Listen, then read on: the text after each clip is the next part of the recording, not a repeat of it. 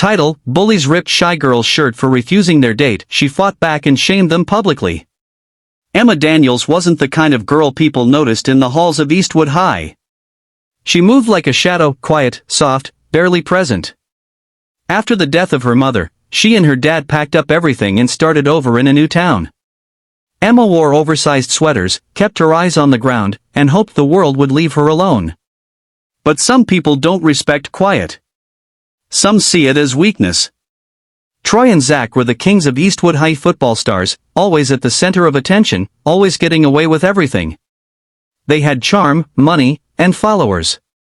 And they hated being ignored. When Emma didn't laugh at their jokes or blush when they flirted, she became a target. It started small: books knocked from her hands, snide remarks about her clothes, whispers about her being weird. Emma endured it all.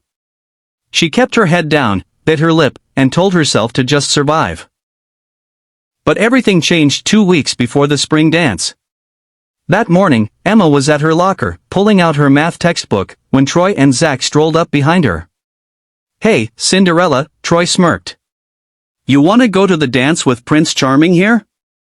Emma turned, startled. Her voice barely escaped her lips. "No, thank you." Zach raised his eyebrows mockingly. "What? Are you serious?" "I said no," she repeated, a bit louder this time. The boys laughed, but it wasn't funny. It was venomous. "What, you think you're too good for us?" Troy said, stepping closer, his smile gone. Emma began to walk away when it happened. "Rip!" Troy grabbed the back of her shirt and yanked it down the middle. It tore easily, exposing her shoulder and back. Gasps erupted from the crowd forming around them. Emma froze. Her cheeks flushed crimson, not from shame, but from pure, burning anger. Zach chuckled, "Oops. Guess you should have said yes." She turned around slowly, holding the ripped sides of her shirt together. And for the first time, Emma didn't back down. "No," she said, voice shaking, "you should have learned what respect means." People stared. Phones were recording. Emma looked directly at one of them. "Good," she said. "Make sure everyone sees what cowards look like." Then she walked straight to the principal's office, shoulders back, head high, refusing to hide anymore. By lunchtime, the video was already trending in the school group chat. Emma sat with her dad in the principal's office as she told the full story. The video backed every word. Troy and Zach were suspended on the spot. But that wasn't enough. Emma and her father pressed charges for harassment and public humiliation. They contacted the school board and demanded stronger anti-bullying measures. And then Emma did something no one expected from the quiet girl. She spoke up. She stood in front of the entire school assembly, wearing the same sweater that had been torn, and told her story. Not with rage, but with resolve.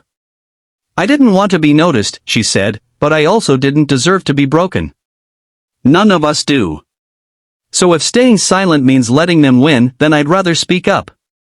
The crowd went still. Students who had once ignored her began standing beside her. The school started support groups, changed their harassment policies, and launched a student-led safety initiative, with Emma as its first leader. As for Troy and Zach, their reputations shattered. Colleges they had boasted about rescinded their offers after public pressure. Their names became a warning, not a badge of honor. Emma never became loud or flashy, but she became something stronger, a voice of change. Final message. Sometimes the bravest people are the ones we overlook. Courage doesn't always roar. Sometimes, it stands in silence, until it's time to rise. And when it does, everyone hears it.